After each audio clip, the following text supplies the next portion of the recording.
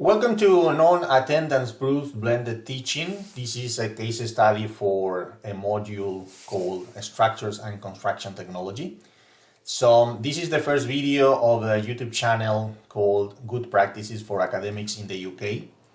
So the idea of this presentation is to share with you a case study based on this module, I just mentioned it, where I try to offer an approach that is a blended teaching approach and tackle basically the problem of non-attendance or lack of attendance. That is a very common issue we suffer in the UK when we teach at the university. So my name is Dr. Hector Lebati and I am a senior fellow in the Higher Education Academy. Let's start then with the definition of what is a blended teaching approach. So if we follow the definition by the Advanced Higher Education, we say that the blended teaching approaches are the ones that use multiple methods to deliver learning and by combining face-to-face interaction and online activities. So actually, the blended teaching can be made, during face-to-face courses or in online courses in a separated way, let's say, or you can combine these two approaches, face-to-face and online, in a course, and you can implement as well a blended teaching approach. Because what matters when we talk about blended teaching is that we improve the learning process by using multimedia and using online environments or multimedia tools to improve basically the learning curve of our students. So I have structured this presentation presenting what are the general challenges that lecturers face in higher education in the UK. So, and could be extended to, to higher education to any country around the world actually, because the problems are more or less the same. So in the first place, we all know that we need to generate a good teaching environment, keeping a good progression and performance of our students, because this is the purpose of, delivering a teaching in a module. But basically we face several challenges, like for example the lack of attendance and engagement in class. That is a general issue that is very common across the sector. And this lack of attendance is produced for many reasons. For example, late enrollments that are common these days that prevent the attendance of the students in the first weeks of the course. So another thing that we are suffering more and more is the misbehavior in class that produce certain disruption. So this produces as well a non-attendance of a student that need to have, let's say, a proper environment with silent and good behavior that is very difficult to manage these days. So some students decide not to attend for this reason. And this happens especially when you have rooms with hundreds of students. That is going to be the case more and more in the future, in my opinion. So this produces as well overcrowded rooms, and when the room is overcrowded, even when the capacity of the room is enough, there are students that decide not to attend the lessons because they don't feel they have the enough space to work comfortable, and they prefer to stay at home studying from the notes or using any other source of learning provided by the module leader. So when you manage big cohorts, again, what you lose is the personalization of your courses. So in a small cohort, you can have a more personalized relationship with your students, but when you have hundreds of students in a classroom, it's impossible to personalize your teaching, and there are students that are looking for personalized approaches, so they prefer not to attend for this reason. So another problem we face commonly these days in higher education is that the modules are shared by several courses, for example, and these courses are different in nature. For example, apprenticeship courses against full-time courses, or classical courses, let's say, or courses that are different. For example, this module is shared, it was shared for courses in civil engineering, but for full-timers, apprentices, architectural engineering students, and several other courses. So this produces as well lack of attendance because the student doesn't feel, they don't feel that they are being having this personalized approach they really like. So there is another issue, which is the transition from on-site to online teaching for several reasons. As you know, recently we have suffered this pandemic that forced everyone to move online suddenly. But there are other issues that produce, the necessity of moving to online environments. And there is as well a need of going to blended approaches more and more, because the number of the students, because there are many issues that prevent the attendance on sites, on campus. And so there are several challenges that we need to face as lecturers that show clearly that the lack of attendance is an important issue.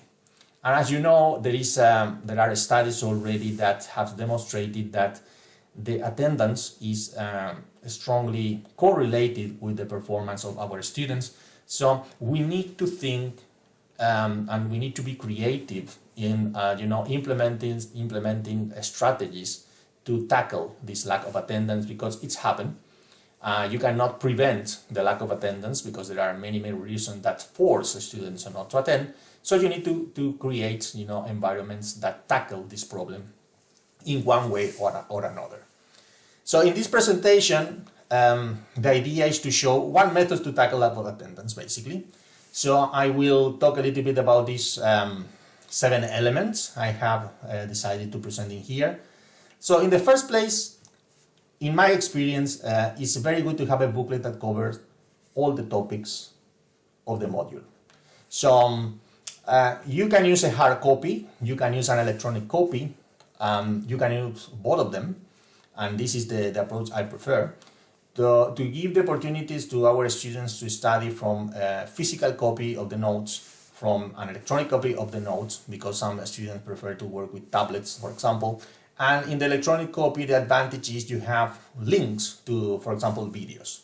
So remember that as a lecturer, you are a facilitator these days, because the education paradigm is changing rapidly in the UK. So you need to facilitate the learning process to your student. This is your main role as a module leader.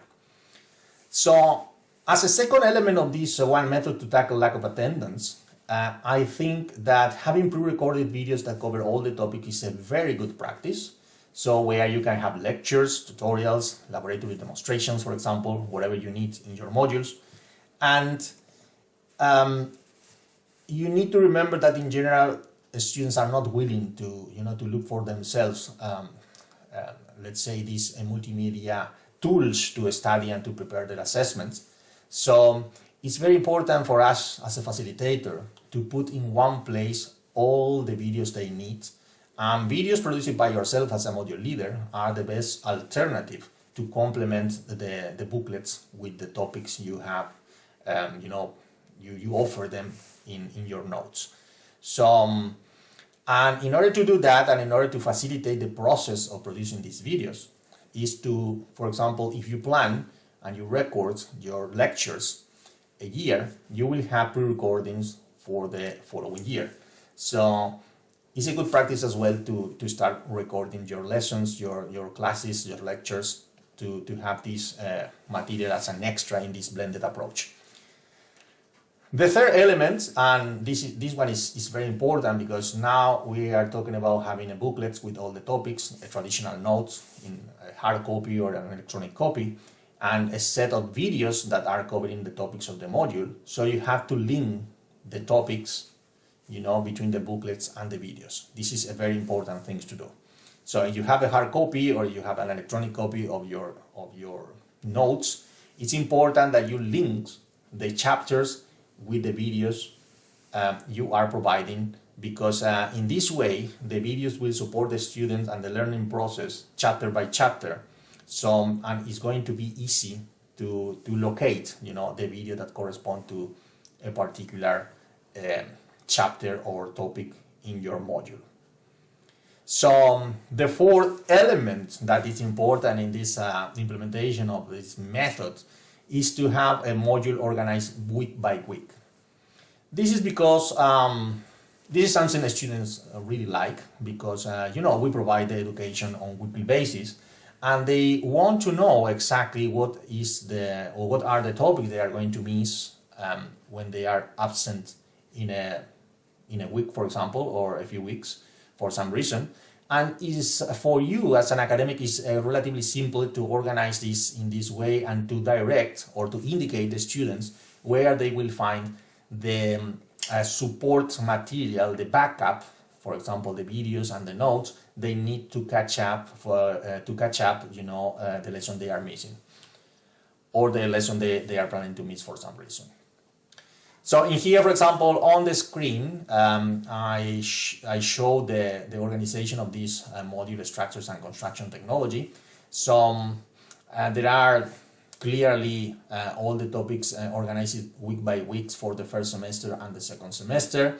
And inside these folders, the student will find the notes of the week plus the videos that are linked to the topic of that week. And there are other elements that are important to be shared in an environment like Moodle, for example, which is the one I use in my module. So it's important to offer the possibility to have a written list.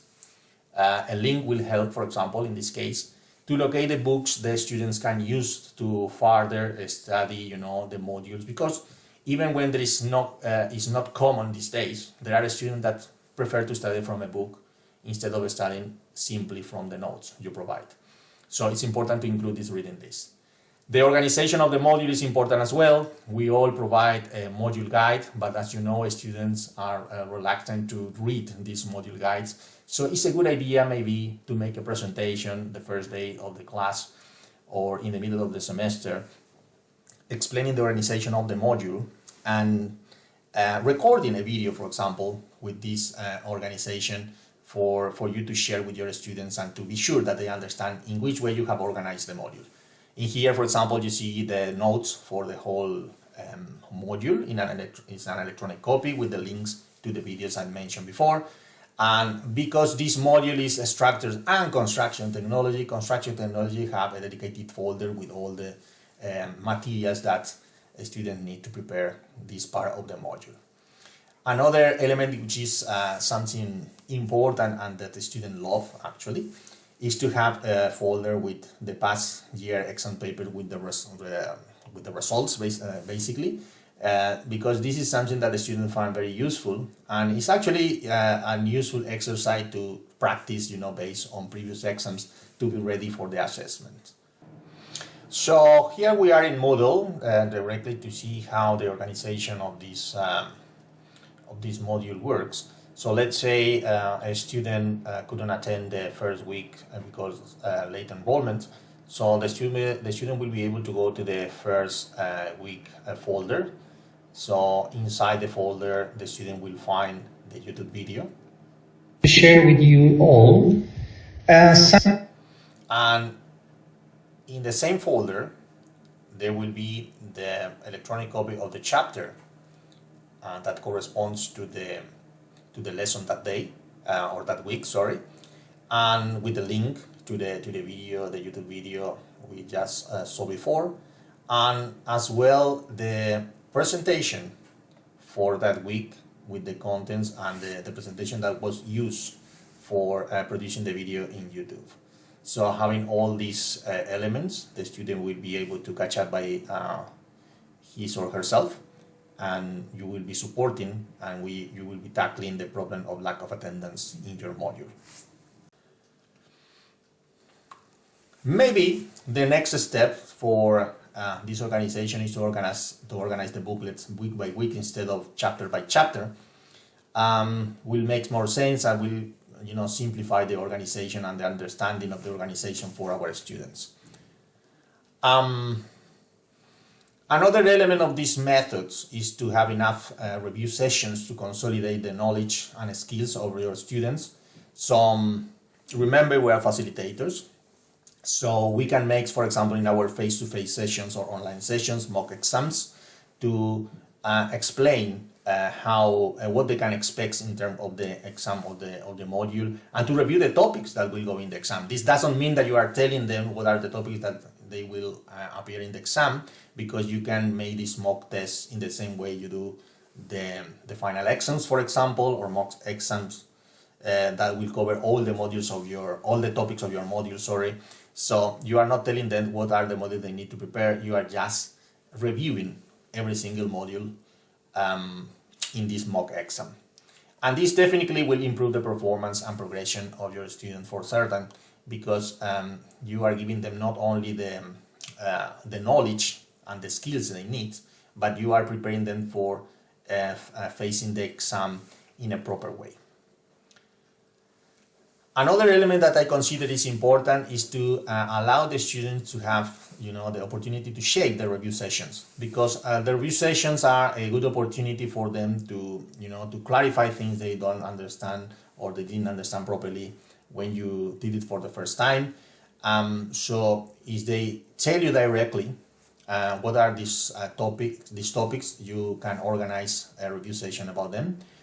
Indirectly as well, you can know what are the topics that they need to review more, because, for example, you had marked already coursework, or you had marked some formative assessments or some tests, for example. So you had more or less an indication of what are the topics that they need to be reviewed. And on the other hand, because you are probably a module leader for many years, year by year you will know more and more what are the topics that the students find more difficult to understand.